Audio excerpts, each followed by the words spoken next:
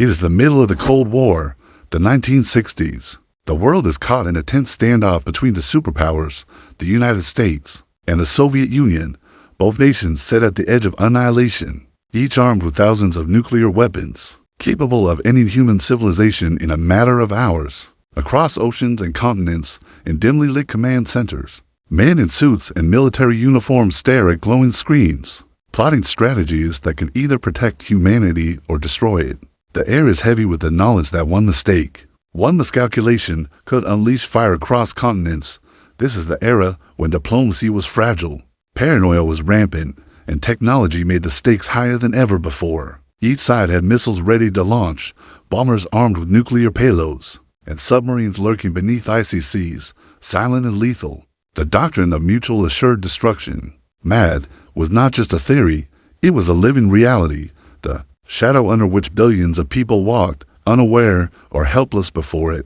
The United States, a nation on edge in Washington, D.C., inside the Pentagon and the White House. The mood is grim. Advisors gather around maps of the world, plotting potential targets and counter strategies. Satellites beam back images of Soviet missile sites, and analysts scrutinize every detail, knowing that misreading intelligence could mean catastrophe. American citizens, meanwhile, live their daily lives largely unaware of the invisible storm. Above them, children play in suburban yards, families prepare meals, and radios quietly broadcast news.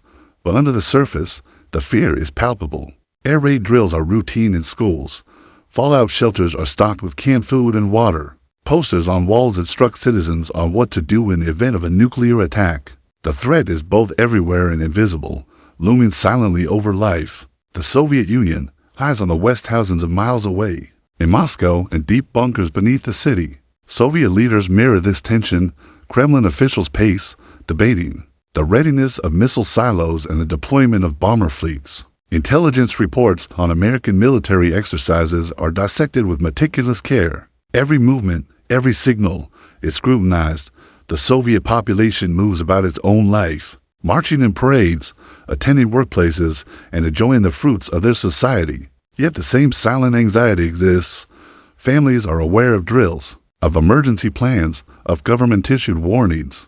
But like the Americans, the majority live under a veil of daily routine, a fragile calm that masks the impending potential for devastation. Weapons of unimaginable power. By the mid-1960s, both nations possessed nuclear arsenals of unprecedented magnitude. The United States had hundreds of intercontinental ballistic missiles, ICBMs capable of striking Moscow within 30 minutes.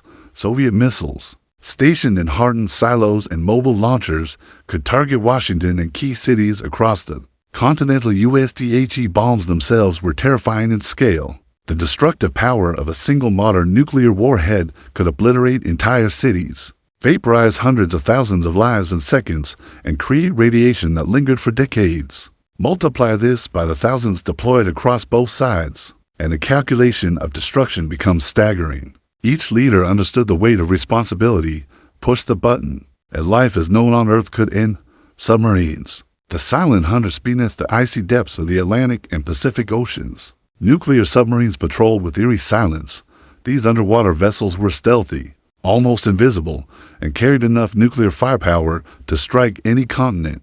They moved like predators in the deep, ready to launch devastating attacks if war broke out. Submarine crews lived in claustrophobic conditions, aware that they carried the means to end life on a scale unimaginable. Every decision mattered.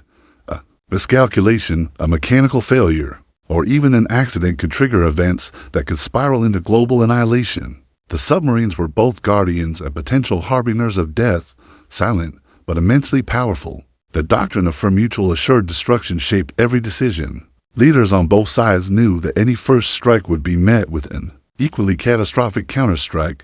The very knowledge of total destruction acted as a deterrent. Yet, it was a delicate deterrent. Misinterpretations, accidental signals, and technical errors could easily escalate tensions. The Cuban Missile Crisis, which would occur in 1962, is the perfect example of how close the world came to the brink. For 13 tense days, the U.S. and the Soviet Union stared at each other across the ocean and the Caribbean, each side ready to unleash fury if provoked. The global population, mostly unaware of the minute-by-minute danger, carried on, People went to work, children went to school, and life appeared normal. But this veneer of normalcy existed under the shadow of a silent, omnipresent threat. Life under the shadow. Imagine waking up every day knowing that a misstep by a distant leader could obliterate your city. In some ways, this fear was abstract. The bombs were thousands of miles away, locked in silos or patrolling oceans. Yet civil defense programs, public drills, and government messaging ensured that the threat was never forgotten. In American schools, children practiced duck and cover drills. Teachers explained radiation and fallout shelters. Families built small underground shelters in backyards. Radios broadcasted civil defense announcements, and emergency sirens occasionally wailed. In Moscow, citizens experienced a similar culture of vigilance. Bomb shelters were maintained, government instructions were posted, and the population was subtly reminded that war could arrive at any moment. This constant, underlying anxiety permeated society. The brink of error, the scariest aspects of this era was the near misses. There were moments when technical failures almost triggered launches. Satellites misinterpreted sunlight on clouds as missile launches. Computers issued false warnings. Officers, understanding the weight of their decisions, faced minutes, sometimes seconds, where the fate of millions rested on their judgment. These incidents, often classified and only revealed decades later, show just how fragile human civilization was during this period.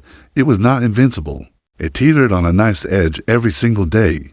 The human element, while governments and militaries planned for the unthinkable, ordinary people continued their lives. The juxtaposition is stark. In quiet suburbs, families picnicked in parks while analysts in command bunkers deliberated on targets and countermeasures. In bustling cities, children laughed, workers typed reports, and markets traded goods, all under the silent presence of a potential apocalypse. This contrast between everyday life and global strategy creates an almost surreal tension. Humanity carried on as if nothing was wrong, even as the very survival of the species hung by a thread. Technology as a double-edged sword. Advances in missile technology, radar systems, and communication networks increased both security and danger. Faster detection meant quicker responses, but also greater chance of human or mechanical error. Each advancement added layers of complexity. Leaders relied on computers, satellites, and early warning systems to avoid catastrophe, but these tools, while life-saving, were also capable of false alarms. One misreading could mean the difference between peace and utter annihilation. Diplomacy in Standoff's Cold War was not only a battle of weapons, but also of ideas, alliances, and negotiation. Diplomatic efforts, treaties like SALT I and II, and constant back-channel communications were attempts to control the uncontrollable. Yet, every negotiation carried the underlying knowledge that failure meant death. On an unimaginable scale, leaders balanced pride, strategic advantage, and survival, often knowing that a single misstep could end life for millions. The invisible storm. This nuclear standoff was like an invisible storm. Unlike a hurricane or tornado, you could not see it. The sky appeared clear, children played, people laughed, cities thrived. Yet, the storm, a storm of fire and radiation, hovered silently, waiting only for the trigger. This storm was psychological as much as technological. The fear of sudden annihilation shaped policies, military planning, and societal behavior. It influenced art, literature, and public consciousness, leaving an indelible mark on the culture of the era. Lessons from the Brinkmanship story teaches that power without understanding can be catastrophic. The Cold War was a time when human ingenuity and human error coexisted in dangerous tension. The nuclear standoff was a reminder of the destructive potential of technological progress. When coupled with political rivalry, the era also highlighted resilience. Despite the looming threat, society adapted, learned, and even thrived in some areas. Civil defense programs educated populations, international diplomacy prevented direct conflict, and cultural movements flourished even under the shadow of annihilation.